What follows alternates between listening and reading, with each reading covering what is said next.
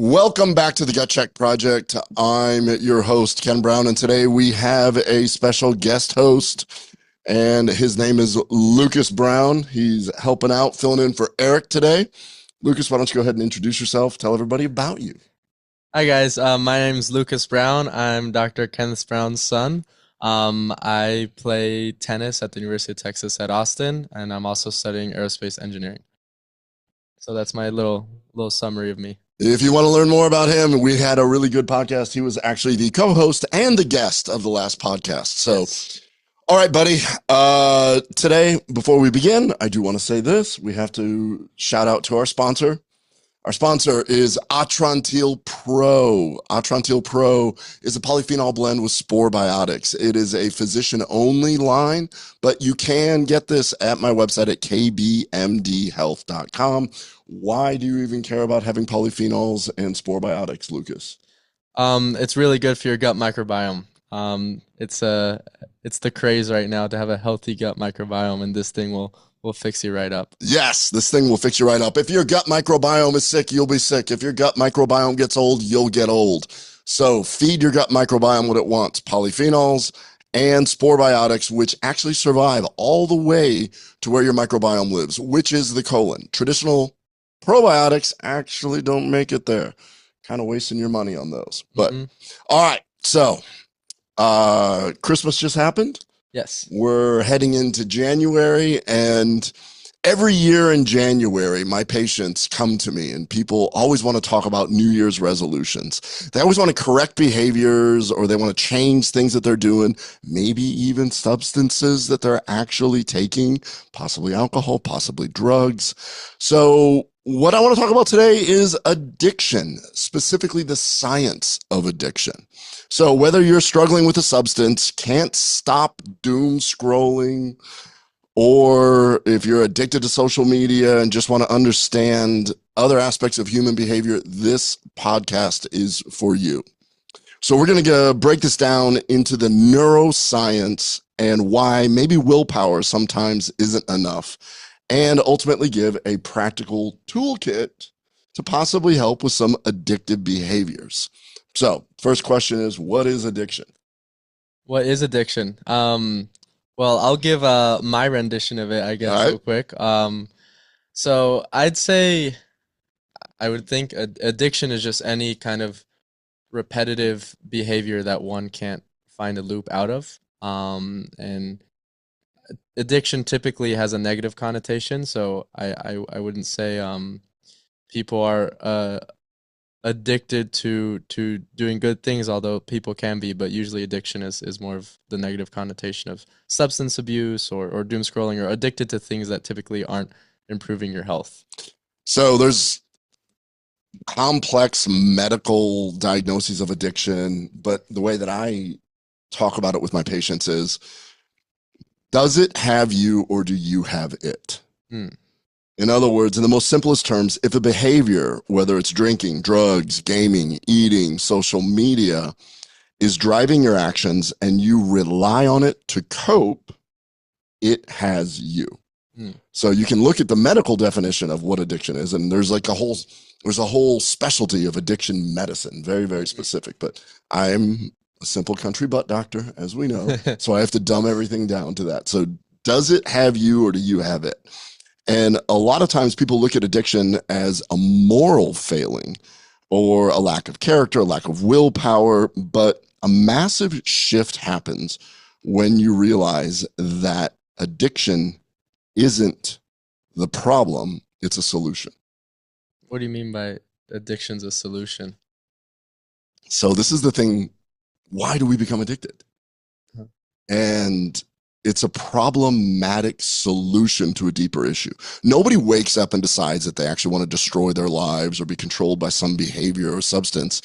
They're usually trying to solve for something else. Mm-hmm.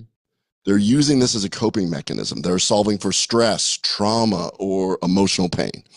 The substance or the behavior that they're doing actually becomes the medicine. So they turn to something when there's like a gap or there's a bit of a chasm that they feel like it needs to be filled. Yes, it becomes their immediate solution. It works at first to numb the pain, but eventually this medicine, whatever they're using, Mm-hmm. becomes poison. Now you end up with two problems. You've got the original pain, Mm-hmm. and now you've got the addiction itself. So to really get to know addiction, we have to get a little geeky here into some of the neuroscience, and we have to get into the science of something called dopamine. Do you know what dopamine is? Yeah, to my understanding, dopamine is a neurotransmitter. Is that correct in the brain? Mm-hmm. And this is gonna go off of my freshman biology course. I'm a junior now, so let's see how much I remember. All right. But I believe that neurotransmitters are in the brain. You have neurons, and the signal between neurons needs to jump from one neuron to the other.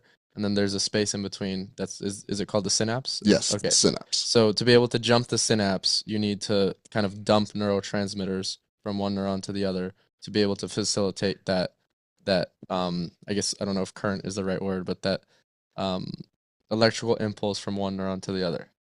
Yes. And so there's neurotransmitters, there's GABA, there's serotonin, there's dopamine. Mm-hmm. But when we're talking about addiction, the real star of this show is dopamine. Dopamine is a neurotransmitter, just like you were talking about. Think of it like a brain chemical that actually plays a key role in motivation and reward. A lot of people mistake dopamine as being like this pleasure neurotransmitter, but it's actually the motivation and reward neurotransmitter. That's the key. So it's less about feeling high and more about wanting and learning what your brain decides is rewarding. So is it like a positive feedback loop where, like, let's say I consistently go to the gym and I know that every single time I leave the gym, I feel good. When I think of going to the gym in the morning, does that dopamine motivate me to get into the gym? And then after the gym, I feel the dopamine of having done a good exercise.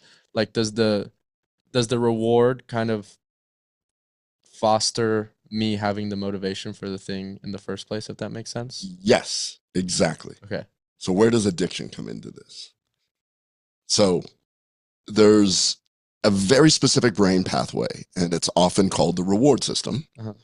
And where dopamine is released, it's primarily released from an area in the midbrain called the ventral tegmental area, and it releases it to a region in the forebrain called the nucleus accumbens, Mm-hmm. which is known as the brain's pleasure center. Now, so when this pathway lights up and we experience something pleasurable or beneficial, your brain goes, oh, do it again. Yeah. That's that thing where it says, I want to do that again when dopamine is released. It's basically telling your brain, that was great. Let's remember exactly how it happened and let's do it again.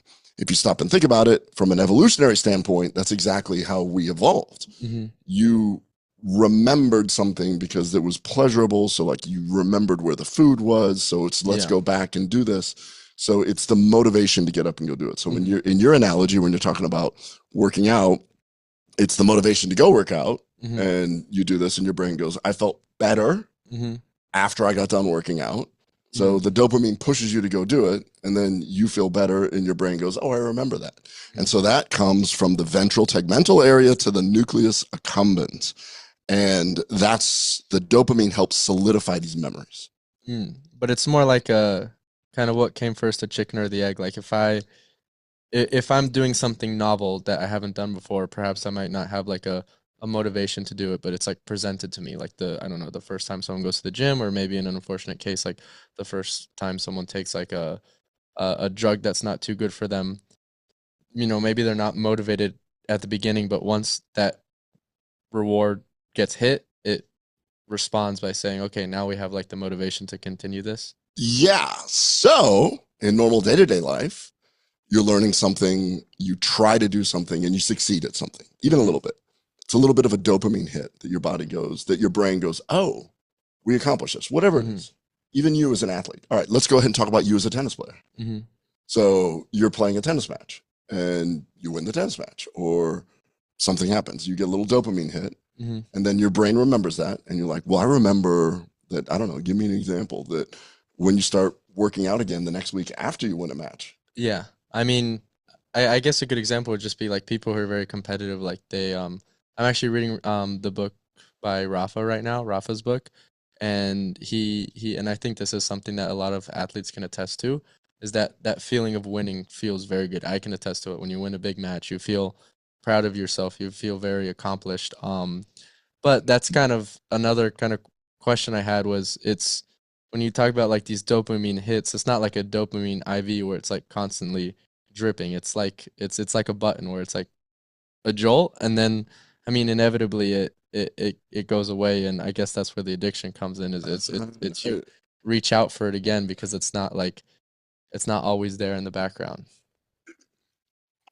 That is the deal. So when you play tennis, you win a match, you get a little dopamine hit. You want to keep working out, you want to get better so that you continue to get those little dopamine hits. But you come back down to earth inevitably within very close after the match. The problem is, in addiction, this dopamine system gets hijacked.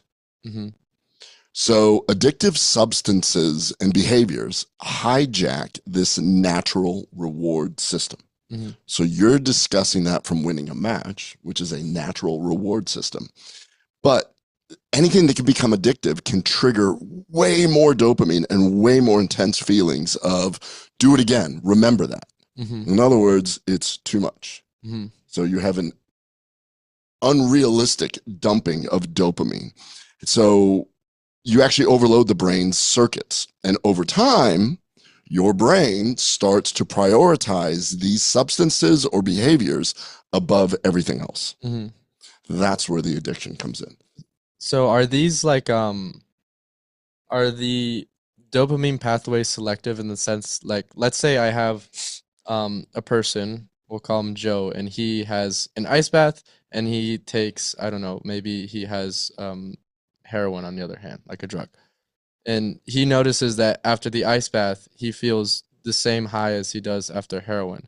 Is he going to be equally motivated to do one or the other, or because of like the convenience of one, or I guess my question is, like, if the dopamine path is what motivates everything, but the dopamine dump is similar between good and bad things, what compels people to push to the bad thing? Talk about that.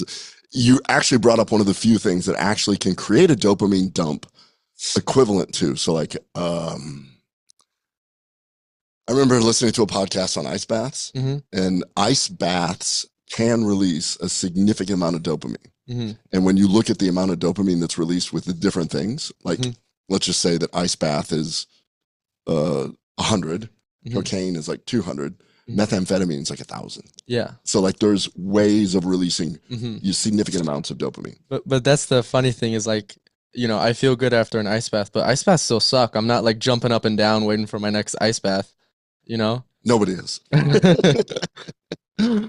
All right. So the dopamine drives the craving or the wanting. That is funny though, because if ice baths create the dopamine response, it happens after. I know, you just have a bunch of bills, like, screw that, find a new way to do it. Yeah, you just have a bunch of homeless people outside jumping in like cold bins. They're like, oh, I can't stop. It feels so good. Yeah, we don't see that, do we? No. All right. So, you know, the actual pleasure, here's why. Okay. All right. So dopamine drives the craving, drives the motivation to go do it. But the actual pleasure, if you continue to do it, will diminish over time. Okay. So keep that in mind. This is why an addicted person can feel compelled to seek a drug or even look for something when it's no longer giving them the same euphoria as it once did. So you have this ventral tegmental area, sends the dopamine to this nucleus accumbens, and it's like fireworks going off with an explosion of reward. Like if you do a hit of cocaine, and then the excitement happens, and it's like, oh yes, this floods the whole thing. And as you experience this rush of pleasure and excitement, your brain goes, that's awesome, let's do more. And then this pathway connects to the prefrontal cortex, where you think about things, and it helps you remember how you accomplish that. So it's like, I got cocaine, I had this huge reward. I remember it was this dude in apartment 4B. Yeah, that building. Exactly. I know you're up there, dealer, because I remember this place. But it's a brilliant evolutionary design if you stop and think about it, because it's like, oh, that's where the buffalo were that we were able to hunt and do this. And you remember very distinctly. It's the reward system that then just solidifies the memory. Mm, of what's going on. But over time, addiction literally can rewire your brain. mm, That's where the problem comes in. mm, So, although it seems amazing to be able to sit there and learn that, your brain also realizes that this constant flood of dopamine will strengthen certain neural pathways, which creates a process kind of like carving deep ruts mm. in a street. Or Michael Pollan, the author, described this as if you go sledding Yeah. after just a couple hours of kids, Mm-hmm. they just form ruts Yeah. and all the sleds go down the same ruts. Mm-hmm. And that's what ends up happening in addiction. It's that your Mm. brain goes down the same pathway every single time. So does that like converge to like different thoughts? Like let's say you're thinking or you're doing daily activities and there's some small thing or some small reminder of whatever that thing is you're addicted to. It's almost like if you use the same analogy of like the skiing, like I mean, I imagine your thoughts are just a bunch of these like mini trails that lead all over the place. But if there's or I guess a better analogy would be like a watershed. Like if there's a bunch of kind of rivers and water that are going different places, but inevitably you've carved out this big canyon at the center, will those thoughts inevitably tend towards that dopamine pathway? Because the dopamine pathway is so strong and powerful, those ruts do that. Mm, And then when you do normal activity, mm, like you you discover cocaine, it's a huge flood of dopamine, and then you go play a match and you win your match, mm-hmm. well, your brain goes, I like the cocaine. Yeah. Because the rut, it's easier. It's the path of least resistance. Yeah. And so everyday life becomes less pleasurable, Becomes more mundane. becomes more mundane because you don't have that huge dopamine hit. And so any type of task or interest that used to be rewarding, like hobbies, can really start to feel super dull in Mm, comparison. So why does this happen? Well, because these activities only release a small amount of dopamine, and your brain has been taught to mm, crave super dopamine, mm-hmm. super dopamine dumps, like supersized spikes of dopamine. Like in extreme cases, the addicted brain's reward circuit becomes so skewed that really nothing else matters, Mm. which is why drug addicts will do anything to get the next hit. I wonder how that correlates to like some of the happiest people, just like in your life or even just happy people in general, if their average rut is like a little bit deeper or if they just have so many different like paths that there's not one that dominates so they can find like at least some background level of happiness in a bunch of different things or if they truly like have maybe not as many of those ruts but the ones they have are one place in healthy places and two are also like super deep so they do feel like that they have that sense of pleasure even if it's just daily things. Oh, we're going to get into that because now what you're talking about is what role does your biology, what role does your Hmm. environment, what role do you, are you, what, how likely are you to be that person that you're describing that Hmm. everybody wants to be? Yeah. Everybody would love to just sit there and wake up and go for a morning walk and be like, whoa, Yeah. dopamine hit, But right? that's the thing. It doesn't, those people also don't seem like they're like, I mean, there are some people that are super, super like pumped just from doing like normal stuff, like going on a walk. But I think most of the stereotypical like older guy who just seems happy about most things, it's not like he's jumping up and down after a walk. He just seems calm and happy and at peace with lots of things. So I guess that'd make me think that they they're not getting insane dopamine hits, but they can appreciate kind of the regular things. And I wonder if that appreciation in and of itself like can strengthen those dopamine That's pathways. part of the toolkit that we're going to talk about Mm. towards the end here.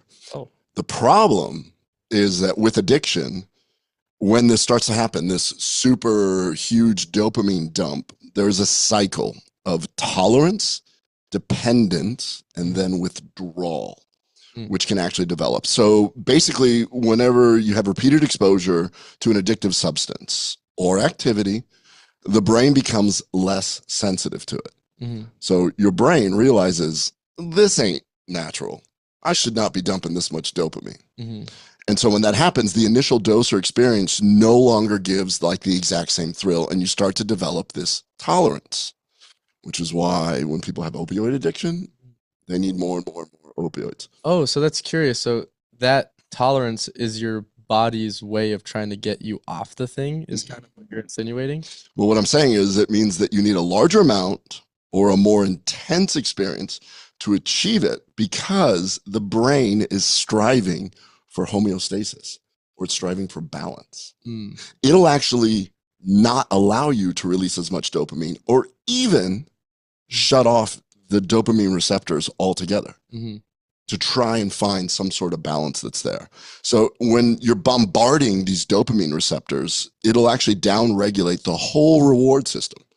It'll be like, dude, like this is the new baseline. This is the new baseline. It's Okay. like, let's stop with the cocaine. Let's stop with the doom scrolling. Let's stop with this. Because then it Like would I'm like it's not like I'm wasting all my dopamine on this. exactly. I was about to say like you only have so much dopamine. It would be a lot of mental strain to keep facilitating a super hyperactive dopamine pathway in the brain, I'd imagine. Yeah, it's not like an evolutionary type thing that is a good thing because if that was the case, then when we were evolving, if you would have got that one dopamine hit, then people, you just would have gone and done that one thing over. Yeah, and you over would just coasted on it. Yeah, you just would have coasted on that one thing. So it's almost like what your body's doing is it's like turning down the volume on a stereo. Your brain will actually produce less dopamine and reduce the number of actual receptors. And the result is that whatever substance or behavior that you're doing, it just will never hit as hard, which is why they call it chasing the dragon. And is it that particular pathway or does that hold to like all things? Like let's say someone's like super addicted to a drug that gives them like a really high, but then they also find something that they enjoy or gives them a high. Will that auxiliary thing also be diminished because of that main one? So the auxiliary thing will be diminished because of the main one, because you've hijacked the whole effing system. Okay. You're my son, so I can't curse on this podcast now. Sure you can. You're from Nebraska. All right. So you have this tolerance, but now you end up with dependence, which is another hard thing. So over time, the brain and body come to depend on the substance or behavior just to feel normal. So exactly what you're saying. So just to feel normal, you want that dopamine hit because you've fed it so much. People that are scrolling on social media all the time, they don't feel normal when they stop because you're not getting these dopamine hits. You get the likes and all that other stuff. Yeah. I'm not talking just drugs here. What we're talking about is a lot of other things. Obviously, there's a lot of things. We're going to talk about what we can become addicted to. But you basically are just trying to feel normal. And when you hit this state of dependence, removing the substance suddenly cause the system to be thrown off balance. And that can end up in withdrawal. So tolerance, dependence, withdrawal. And this is the crash. The withdrawal is the crash. So if an addicted person tries to stop or cut back, then they can experience these withdrawal symptoms. Their brain has adapted to this huge level of dopamine, and then taking it away suddenly feels like a car that's running out of gas. And is it, I mean, I guess this would probably change from person to person, but I wonder if the kind of withdrawal scales with how long you've used the substance for or how intense your experiences have been with that substance. Like if you take two people, one who takes, seems like we keep going back to heroin as the drug of choice, but if someone takes heroin, you're saying heroin, I've been saying cocaine. Well, we have our different drugs of choice. I don't take drugs, by the way. Let's just focus on ice bath. All the homeless people jump in an ice bath. Yeah, so one guy does an ice bath for 5 minutes, every single day, but the other guy does like 15-minute ice baths like 3 times a week. I wonder which one will have greater withdrawal symptoms, the one who kind of has the more intense experiences with the dopamine system or the one who gets like the more consistent little hits. Because there's like different classes of people within that, right? Like, because I'd imagine like, well, it also depends on the substance or behavior. Yeah. And it also depends on the coping ability afterwards. We'll get into that, the part of the toolkit to get into this. But yeah. And when we talk about withdrawal, withdrawal can be both mental. So you have somebody that's like jonesing to get back on their phone, or true physical withdrawal. I mean, if you're an alcoholic, you can die by stopping alcohol. Yeah. because your body actually goes into complete withdrawal. Or if you're an opioid addict, you can actually have Is the alcohol one called delirium tremens? delirium tremens. Okay. Yeah. Yeah. DTs. DTs. So it can be psychological.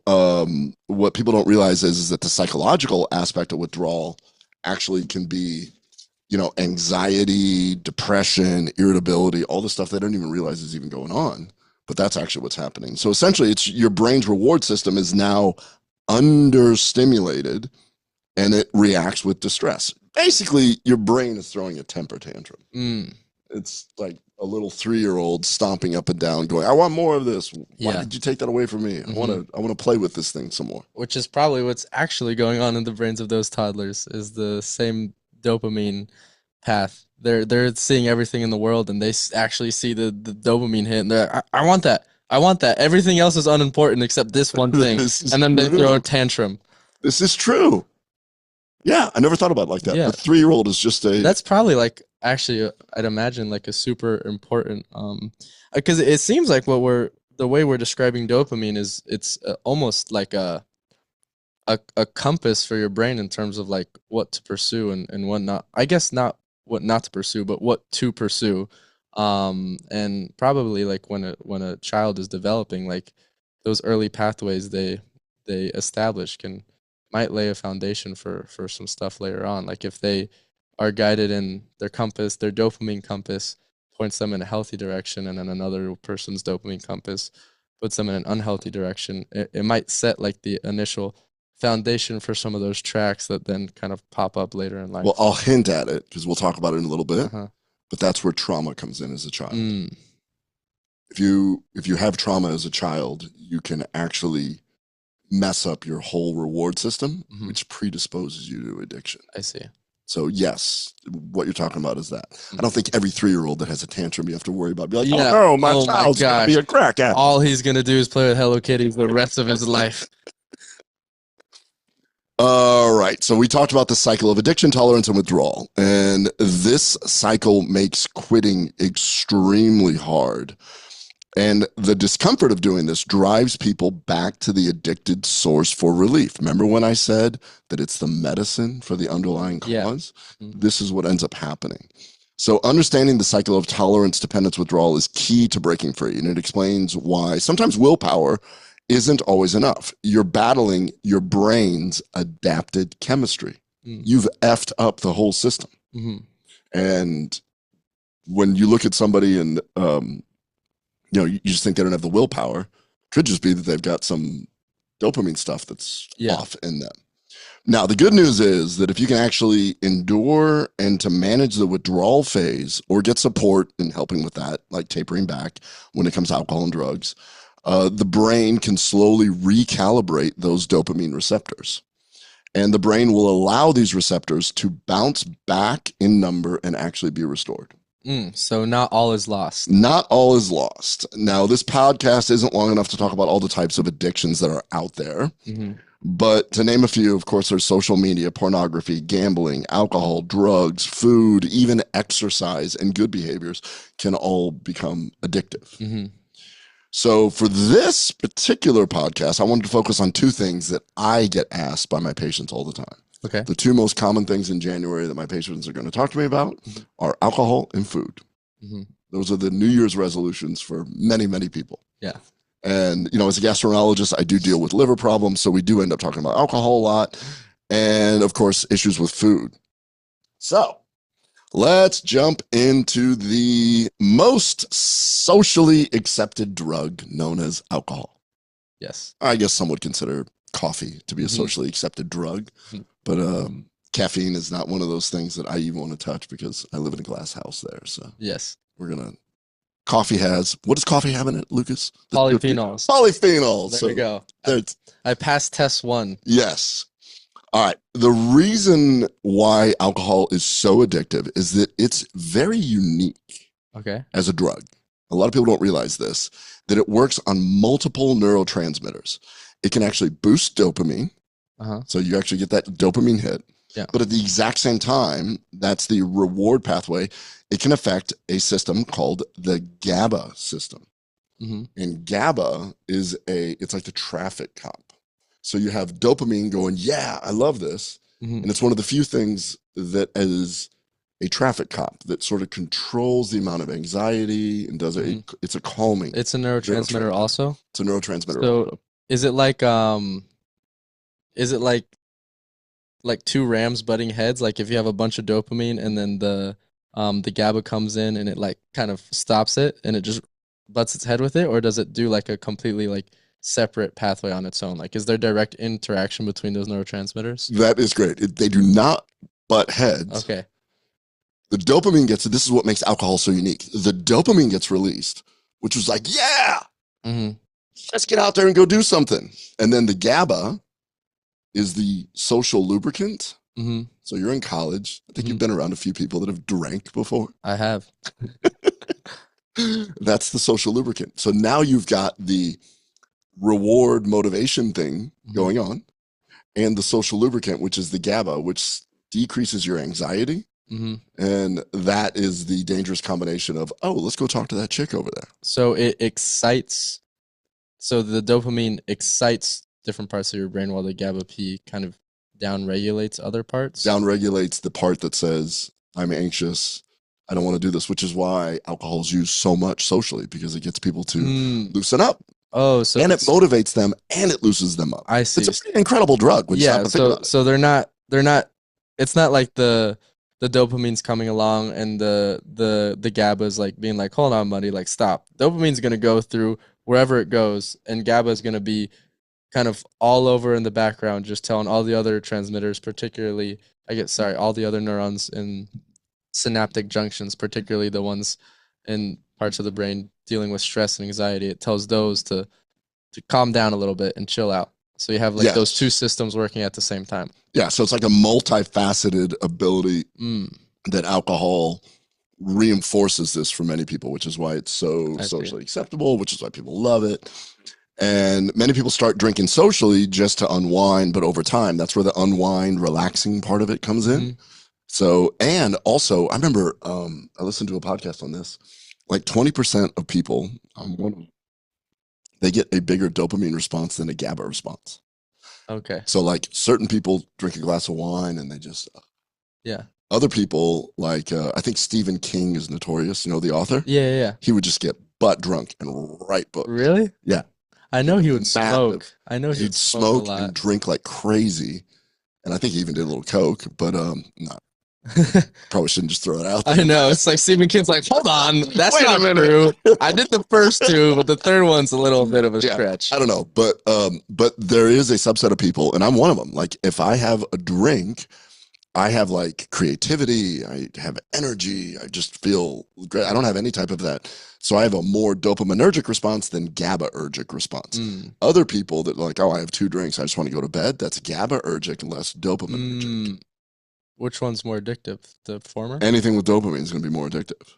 But does the like amount of it, like I wonder if you look at groups of people who have addiction to alcohol, if the groups that have higher levels of addiction are of the class that have more of a dopaminic response than the GABA response. My understanding is that those that have a more dopaminergic response have a higher likelihood of addiction. And if you look back at them, it's the first time that they drank, they had that response. So I remember when I was at medical school, I took a course on addiction, and it was the determinant if somebody became an alcoholic was how high their tolerance was when they first started drinking. So if you're in high school and you're the guy that could drink way more than everybody else, and in trouble. I imagine if there's like other memories associated with that, like if you're like the guy that could drink the most and then you get a lot of attention because of that, if that also reinforces that dopamine hit. Then when you don't have people around, you still crave it in the same way that you did when you were in high school when you got attention for that not so healthy behavior. The problem with alcohol is that, you know, people start socially or they do it to unwind, but your tolerance happens really fast because you have enzymes that can break it down. And so the more that the tolerance component hits, then they have to drink more to cope with stress or negative emotions, which then they train the brain to rely on alcohol for relief, the medicine. And then when the alcohol wears off, here's the problem. Dopamine mood, and GABA have all been depleted. Mm-hmm. And so there's a term for this leading to anxiety. It's actually called hangxiety. Have you ever heard that term Mm. before? Yeah, not that specific term, but I have had friends who talk about like when they drink, they'll wake up in the middle of the night and they're just like so anxious over like they can't even like put a finger on it. They're like, I don't know why, but I had like a panic attack at like 3 a.m. about. You're like, what happened? Like, is there something wrong in your family? Did you think you said something like weird last night? You're like, I have no idea. I'm super anxious. It's this. Huh. They've completely depleted their GABA. Mm. So now they've got total anxiety because GABA, when you have high GABA, you're less anxious. Mm-hmm. And then when it's depleted, so basically the alcohol dumps all the dopamine in the GABA. Mm-hmm. And then there's no motivation. You wake up, you've lost your dopamine, and now you have no GABA. And that's where the anxiety comes from. We So should just rebound. we should make pajamas that remind people of that if they wake up in the middle of the night after partying, like, oh my God, what did I do? And they're like, oh, just no GABA. Yeah. That's all it is. Whew. I'm fine. There was nothing too serious. So the problem with heavy alcohol, of course, is physical dependence. This is one of the few that can actually kill you, and the brain adapts by making less of its own calming chemicals, GABA. And if alcohol is suddenly removed, when you have the calming chemical GABA, the nervous system can become overreactive, leading to delirium tremens, leading to seizures. Literally, the anxiety is a warning sign that if this were to go to the next level, there's no traffic cop going, whoa, calm down. And People then you have get seizures and die. That's how people die from alcohol. That's why you can't just tell somebody that's been drinking for years and years and years, stop drinking. Like when I was in residency, we had a lot of people that would come in and you would have to put them on. I put people on alcohol drips, literally alcohol IV to get them to stop seizing. Because we would use Valium and these benzodiazepines, which are alcohol-like substances. So Valium and other Xanax and these other benzodiazepines, they work in the same GABA receptors, very similar to alcohol, which is why they're anxiolytic. So with those, like if someone came in with DTs, that means that they were in a position or a point where they depleted their neurotransmitters, specifically GABA. So with those drugs that you guys would give them, are they filled with GABA? Do they tell your brain to start making it more? Do they You're putting me on the spot now. I don't know the actual science there. I don't know. I do know that we put people on benzodiazepine drips, and I do know that the alcohol in itself. So I think there's more to it than just the depletion of GABA to actually get to the point where they're so dependent on it that they'll actually have seizures. I don't know. It's been a minute since I treated one of the. Because I was just wondering, like, if you have the alcohol and then you don't have it and you deplete all those receptors, if you give them alcohol again, then there must be something more underlying because there's not more the alcohol. If you're already in the withdrawal period and you try and hit when you're already depleted, then I mean maybe your brain can just suddenly start manufacturing again, but there is probably something. When I was a resident at the Veterans Administration Hospital, the VA hospital, we all rotate through there. Somebody would come in, and once they started going into DTs, it was hard to pull them out of it. On formulary, as a drug, you can order Pabst Blue Ribbon beer. You would write a prescription for 6-pack. Is that the cheapest one? Is that why? It's what my VA give the poor guy the highest quality stuff when he's struggling. It was like a race against time because you knew if they went into, because sometimes they would have to be intubated and then they'd be in a breathing machine and then like, oh my gosh, I'm never going to get this guy out of here. And I'd be like writing and then like they would like the pharmacist would show up with like pills and a 6-pack of beer and the guy would just crack a beer. Right oh my gosh. It's great. That's hilarious. All right. So, of course, alcohol can also damage other organs in the body. We always talk about the liver, but there's new evidence showing that it really affects the brain also.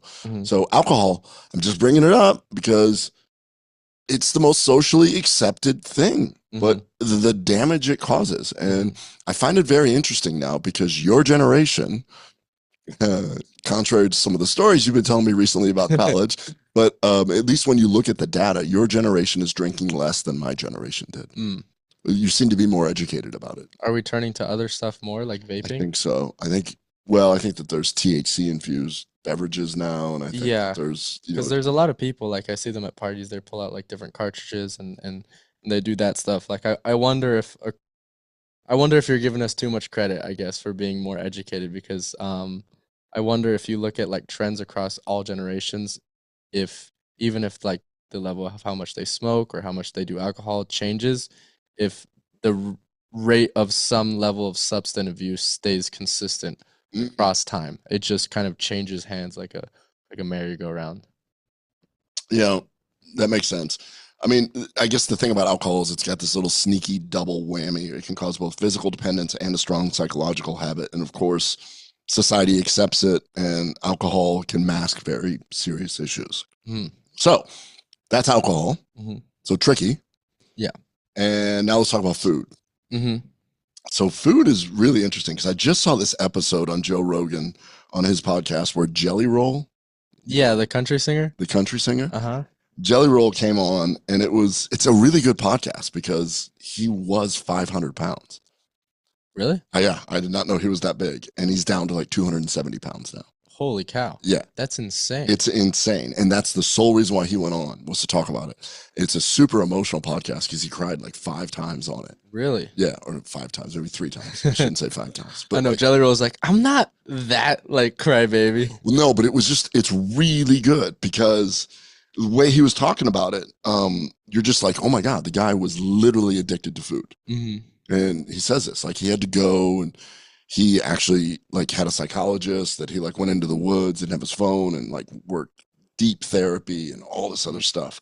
The problem is in our society is that these processed foods are really high in sugar, salt, fat, and they can trigger huge dopamine releases. In fact, the food industry hires super smart PhDs. hmm Here in Plano, we've got Frito-Lay, PepsiCo, we've got all these headquarters. hmm I have so many chemists that are my patients, hmm and these are brilliant people trying to figure out how to make these foods more hyper palatable. Mm. The sole job is to see how do we get people to eat more of these things. And this can lead into an addiction. hmm So the hard part about this is that whenever you have these like hyper palatable sugary treats, they might binge eat for the dopamine comfort, feel guilty, crash. hmm I mean, it's the same cycle. It's Yeah. everything that we're talking about. And then they crave again to try and just feel normal. Mm.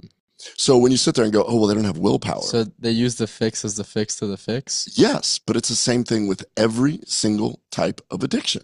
So when we look at food, if you're the type of person, so I have friends Mhm.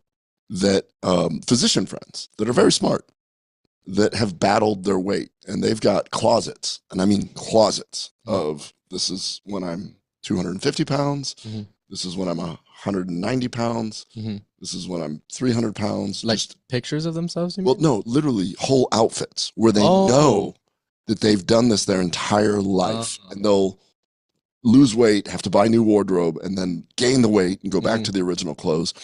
And when I talk to them, they're just like, it's the thing that is their addiction. Mhm. It's food can be like that. And if you're Yeah. not like that, if when you were talking about that, you're like, well, why does one person become addicted and another person doesn't? What is the source of that? And if you're the type of person that is sad, going through a tough time in your life, and you get this unknowing response to food, unlike drugs, a little bit like alcohol, the problem is food's everywhere. Mhm. You need food. Yeah. So like if you got addicted to cocaine, or in your case, heroin, Mhm. or Yes. ice baths, All three. all three, you can avoid it. Mhm. But food is, you need it to Yeah, actually survive. It's in So, your face all the time. well, it's not just in your face. You actually need it. Yeah. So how do you come around there? So, uh, the addiction can show in behaviors like secret eating, inability to control portions, even when you're full, and constantly thinking about snacks because it's always around. Mhm. So getting back to that podcast episode, Jelly Roll joked with Joe Rogan that he could walk into a room and do a quick scan of everything And he could, when everybody else is like going, oh, that chick's hot, Hmm. or, that person's there, or whatever, he's like, I could scan a room. I could see where all the food was immediately. So his sensors are just like specially configured to just know where food was at all times, so that I would imagine make it doubly difficult to ignore it. Um, because he's so aware. I wonder if that also like people who are addicted to food and whose dopamine pathways are so fixed on that, and who, like in the example of Jelly Roll, can spot it out if their actual like senses are more keen than like another person.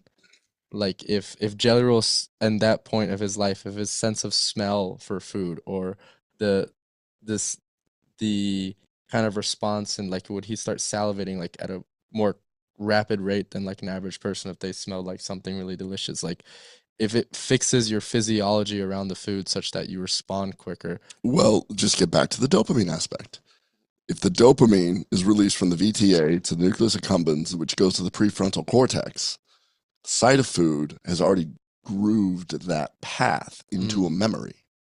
In addition to that, they've actually done brain scans on people who compulsively overeat, and they show very similar patterns in the brain scan to drug addiction in terms of dopamine response and loss of control. Mm. Interestingly, withdrawal-like effects can actually happen also. Mm. So everything about food Mm-hmm. is very similar to actual drugs. So that's the alcohol and the food aspect of it. But why do some people become addicted while others don't? Now, addiction comes from a super complex mix of biology, psychology, and environment. Mm-hmm. So real briefly, this is a whole, like I said, there's a whole field of science just in this. But when we look at this, genetics and biology actually play a pretty big role. And it's estimated that genetics account between 40 to 60% of a person's vulnerability to become addicted. Mm. Hence, family issues. So some people are simply wired to be more susceptible. For instance, there are differences in dopamine genes. Okay. And if you have fewer dopamine D2 receptors that make your natural reward system less responsive, this can potentially push someone to seek out bigger risks, behaviors, and anything to get that dopamine response. Because they have less of a capacity to feel it. I wonder why though that doesn't make them like for example, like someone who doesn't have good vision. If there was nobody else around that was talking about how they could, at some point, kids with bad vision, you can notice that they don't have it because they compare their vision to someone with good vision, and they're like, well, I can't see that thing over there, and the other kid's like, what do you mean? How can you not read that thing? I That makes me wonder, like, if there's like a social aspect to this too, with the people with less dopamine. If there were not other people talking about how good they feel about these certain things, if their baseline level would just be their normal and they wouldn't compare and it would just feel okay. Because that's kind of the analogy I'm drawing with like the vision. Yeah. So wonder how many people are out there with a dopamine issue. Mm-hmm. But remember, I said biology, psychology, and environment. Yeah. So basically, even beyond the genes, there's biological factors like having existing mental health issues like depression, anxiety, ADHD. That can actually force somebody more likely to use substances as a coping mechanism early on when I said it's a medicine. And then the psychological factors, personality, emotional makeup can also influence addiction. People who struggle with stress, trauma, or emotional pain may turn to substances or addictive behavior. Childhood trauma, like we were talking about, or adverse experiences like abuse, neglect, or even a chronic home situation can actually significantly raise the risk of addiction behavior later in life. Because it changes that fundamental chemistry in the brain. Yeah, so the brain learns early on to seek escape. It's like escapism or numbness from the pain. So conversely, people who struggle with depression actually may seek out stimulants. Okay. And so that can lead to certain behaviors to just feel momentarily more excited. Yeah. So this is just, you have the genetics, the psychology, and the environment. And the environmental triggers are hugely influential. And this includes family, peers, culture, and availability of substances. So when you're talking about your person using the analogy of not being able to see, well, if somebody has that and somebody else goes, try this. Here's glasses. Here's glasses. I see. Now we're into something. So accessibility is the key.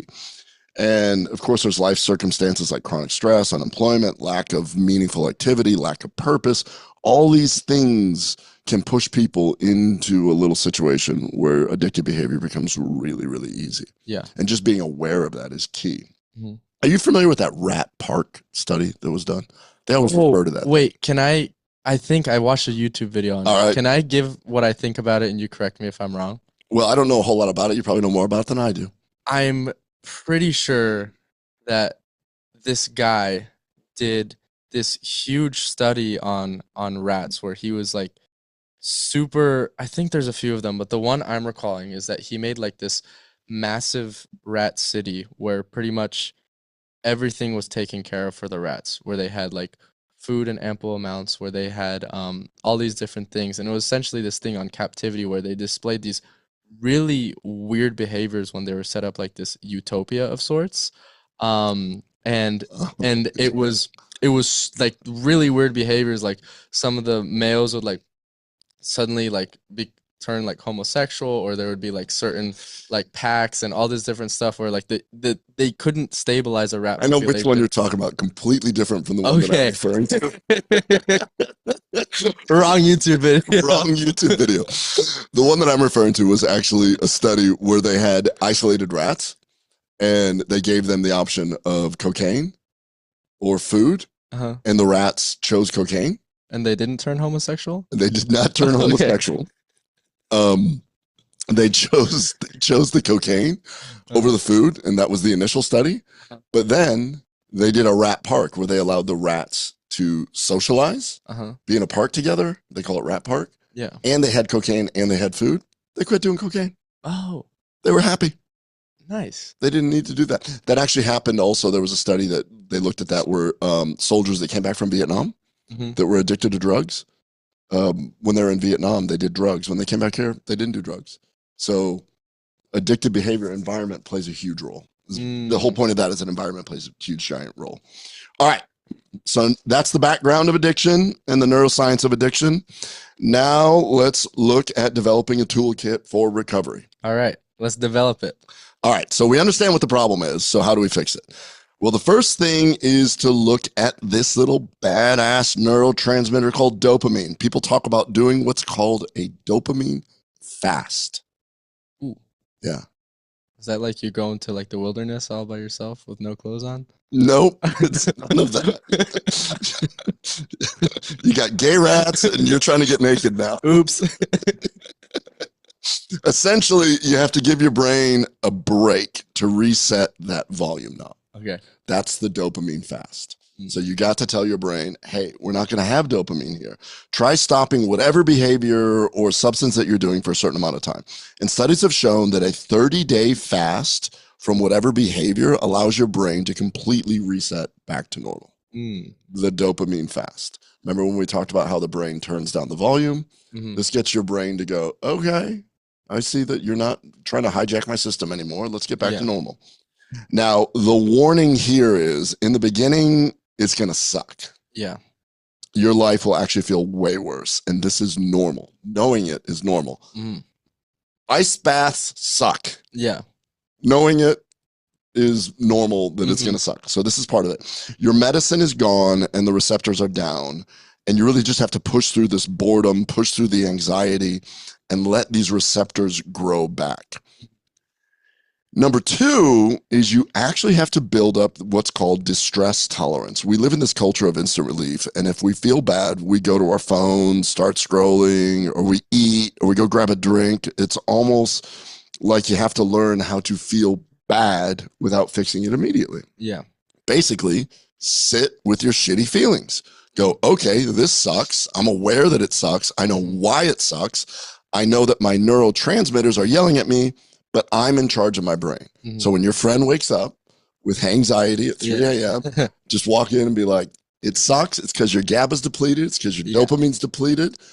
It's all good. I think that can also offer people like a sense of comfort too, because I think a lot of times when at least in my experience too, like if you don't feel good or something's not going well, it's it's pretty easy to think you're that you're kind of like the only one feeling that way. Or if you look around and you almost feel like you're special in a bad sense because you don't feel good.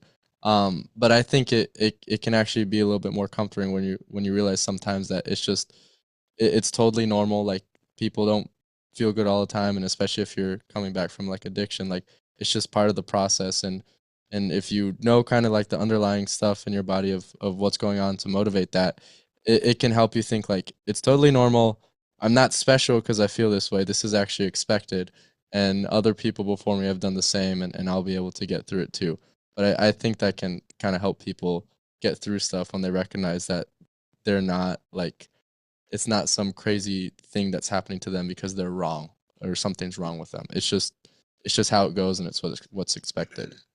No, I think that's great. I think you're exactly right because I think that I mean even like you saying that, like all of us walk around and we live in a very egocentric world, and if I'm feeling bad and anxious and I'm Hmm. beating myself up and my self-talk is just kicking the shit out of me, Hmm. I feel like I'm the only one doing that.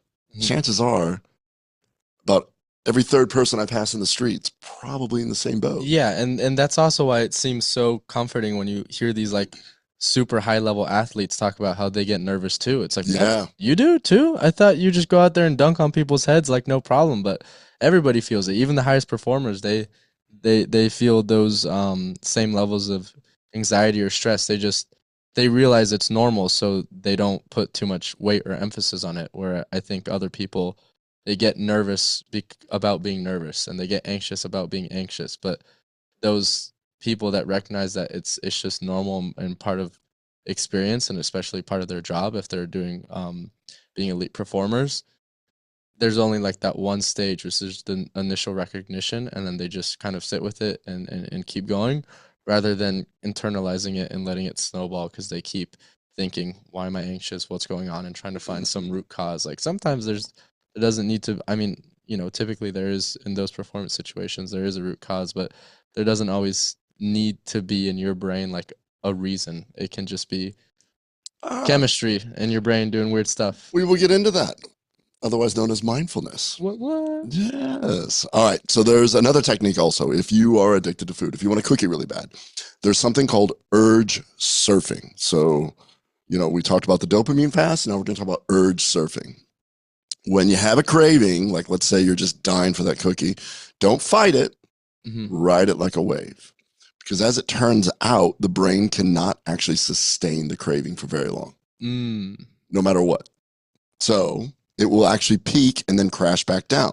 And they call it urge surfing because you're going to ride it, Mm-hmm. ride the wave, and then come back down. It'll go away. The Mm. wave will come back and you'll have to do it again, Mm-hmm. but at least you know it's there. So if you plan for it, you just surf the urge. And one of the cool things is, so, the Huberman Lab podcast, he had an addiction expert on, and it was really cool. And I listened to that. Mm-hmm. And one of the things that they talked about, so if you do this, do the dopamine fast, you do the urge surfing.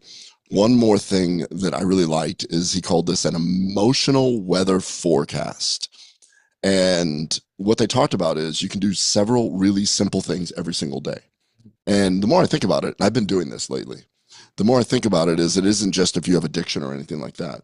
Basically, you wake up, you journal, write down 5 things you're grateful for. Mm-hmm. So you start that. It's like, I'm grateful for these 5 things. Mm-hmm.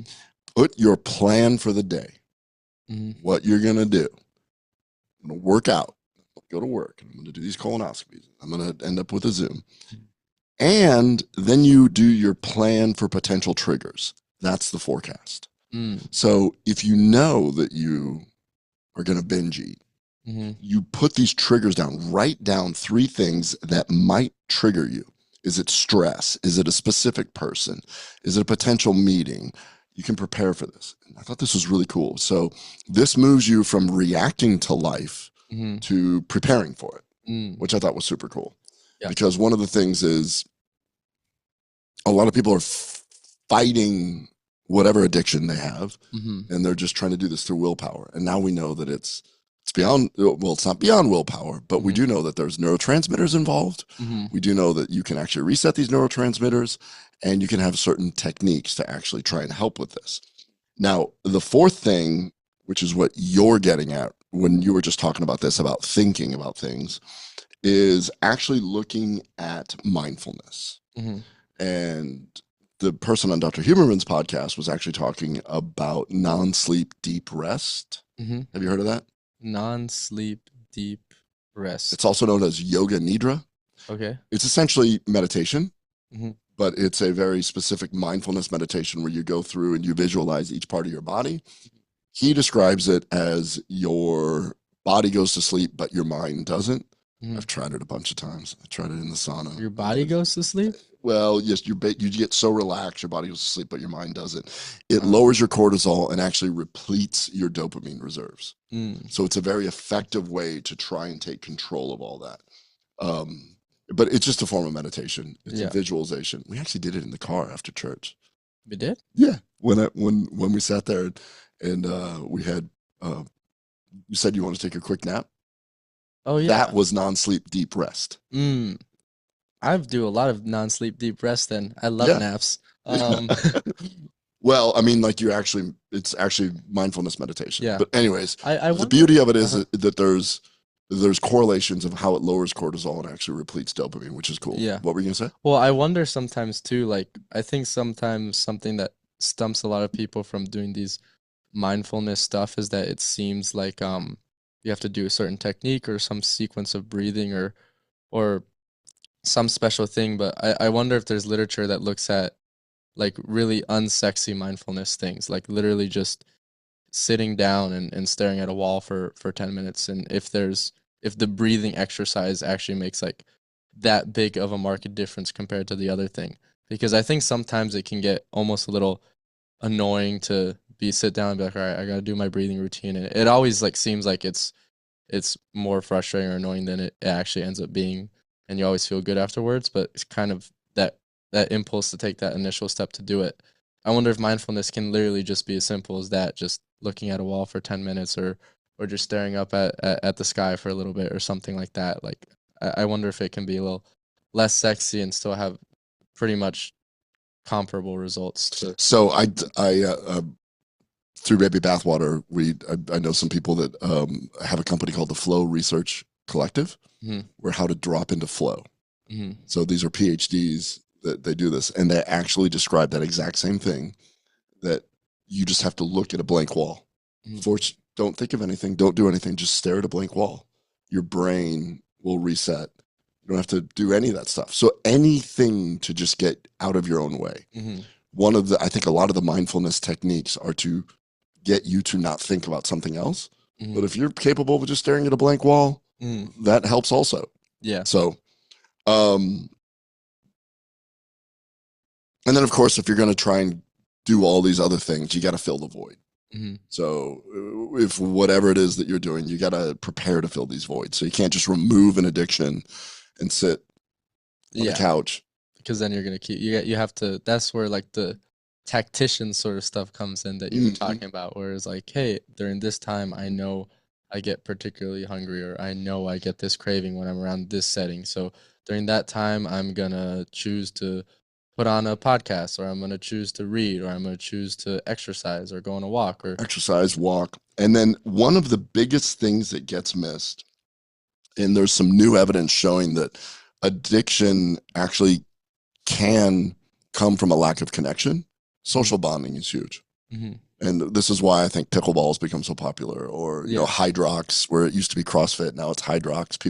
They changed the name of CrossFit? No. All my patients seem to be doing something called Hydrox, and they compete in Hydrox instead of CrossFit. You mean, but it's very similar. Hyrox? Is it Hyrox? It's Hydrox. No, it's not Hydra. It's Hyrox. I'm pretty sure. We might both be wrong, but whatever it is, some exercise thing that is no longer CrossFit. Yeah. CrossFit-like. Yeah, I was like, CrossFit went away? That's so sad. Hydrox. I was like, who's Reebok going to sponsor anymore? Yeah, showing up to this pool waiting for everybody to show up. I know, you got the wrong t-shirt. You're like, what is the Hydrox conference? I thought it was... I don't know. I think it's really interesting, but they when social bonding is key because you increase oxytocin, which actually helps produce the dopamine as well. Yeah. So social bonding is key. Like the more that you Hmm. can do this, which is why I think that in addiction groups, Alcoholics Anonymous, and these different things, it's super important Yeah. to get together with other people and do this. Anything that creates a connection actually blunts whatever craving response you have because of releasing these other neurotransmitters, which I didn't even really think about that before. Mm-hmm.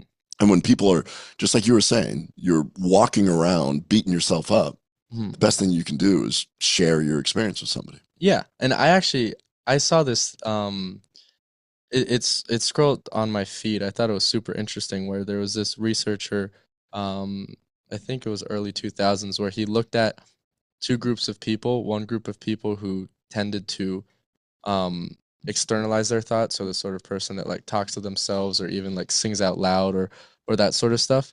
They showed like a marked decrease in how much they got sick and a bunch of other biological factors that basically showed that the people who externalized their emotions tended to be healthier, and the people who bottled them up, who just sat with whatever they were feeling and didn't kind of talk to themselves or have some sort of release, they showed way higher levels of cortisol.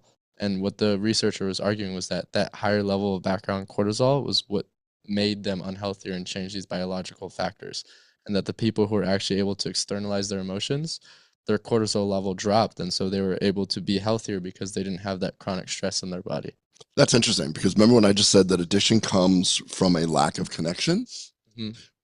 What kind of connection do you have with yourself? Yeah, which is And those people hmm that can externalize that, they're comfortable with themselves. So they, hmm like, if you can connect with yourself to share with the world, you automatically have one connection. yeah, which should be normalized, because I think lots of times people look at the person that's kind of talking to themselves or humming to themselves, maybe not in like necessarily a weird light, but almost like they're unique for doing that, or they kind of like single them out in their mind. Like, that's kind of weird. He's like the guy that's talking to himself. But it's ironic because those are the people who, at least what this researcher was arguing, those are the people that are healthier. So it should probably be more normalized instead of, um, I don't know if stigmatize is the right word, because I'm not even sure there's a like a negative connotation associated with those people, but I guess kind of think that that behavior should be a little bit more ubiquitous than be kind of just a few people that you know in your lives that act that way. Yeah. Well, let's wrap this up with talking about the future of treatment Hmm. because there's some interesting stuff going on. So there's some very exciting stuff which is starting to emerge, but it's really early stage, but it does appear very promising. For instance, all these GLP-1 agonists, Hmm. the semaglutide, the tirzepatides, the retatrutide, which are coming out. This is what people are using for diabetes and obesity, but now it appears that they do show a reduction in cravings of both food and alcohol. And it's being looked at right now in controlled trials for alcoholism and possibly other substances as well. Mm. Maybe one of the reasons why there's a slight increase in depression when people start this, maybe there's like an anhedonia with it. What does that mean? Oh, anhedonia is like you don't find joy in anything. Okay. It just everything seems less pleasurable. Hmm. Maybe that's possibly, but it could be related to dopamine. Hmm. I mean, they're still trying to figure this out. I'm a big fan of this. I know there's a lot of research going on, but there's psychedelic assisted therapy like psilocybin showing meaningful reductions in alcohol and tobacco. In small studies, there's some great data coming out on agents like ibogaine, which can dramatically help with opioid addiction. Is ibogaine a psilocybin, No, it's a totally different or compound. or I don't is know a lot it's a about it. it's a mushroom? No, I think it comes from a cactus. You're putting me on Oh. the spot here. I don't know. I think it comes from a cactus. Psilocybin comes from mushroom, ibogaine, and I think it comes from a cactus. But it's But in the same class of stuff-ish. yes, I have no clue how they actually work, but I just know that like they're like it looks very promising for some Okay. of these like serious Yeah. addictions, specifically opioids Mm. for that one. They've had like people go on podcasts and they've like been addicted to opioids their entire life, heroin Yeah. and the usual stuff, OxyContin and stuff. One ibogaine treatment, and they're like That's done. so interesting how those things can cure different sorts of addictions. I know. Like you'd think that just shows that there's some pathway that's different between these different In this addictions. particular case, they actually mention resetting all the dopamine receptors back to normal. Ibogaine. Oh, really? Yeah. I don't know enough about it because Yeah. it's just I don't have that much bandwidth to try and look at all that stuff, but it is really cool. I'll make sure to read the Ibogaine book in Yes. my free time Tell so me I can about that. educate both of us. Yeah. So looking at these approaches does suggest that maybe the next generation of addiction treatment is just targeting the deep reward dopamine system and the learning system, maybe the memory. Essentially, it can rewire these circuits in the brain, which would be really awesome. Yeah. So if you take one thing away from today's episode, let it be this: neuroplasticity is real. Mhm. Your brain can actually rewire itself, good and bad. And those grooves in your brain that we talked about that actually cause addiction can actually be paved over and remade so you don't have to do that. Recovery isn't just about stopping the bad thing, it's about building a life so good that you don't need to escape from it. Addiction is a coping mechanism for something else, uncovering that. I just got done reading a book called The Mountain Is You by Brianna Wiest, and it is all about this. Where basically humans do self-sabotage because they're coping for something deeper. Yeah. So there we go. It's all about dopamine, but there's a fix, and we gave everybody a toolkit to hopefully put themselves in a great position. Yes, sir. Lucas Brown, my co-host today, subbing for Eric Rieger. Thank you so much for helping us out. Anything else you want to add? No, that was awesome. I really enjoyed that conversation. It was sciencey. I learned a lot of different stuff. So that was fun. All right, buddy. As always, I'm super proud of you. I love you very much. Thank you for co-hosting me. Love you too. Thank you. All righty.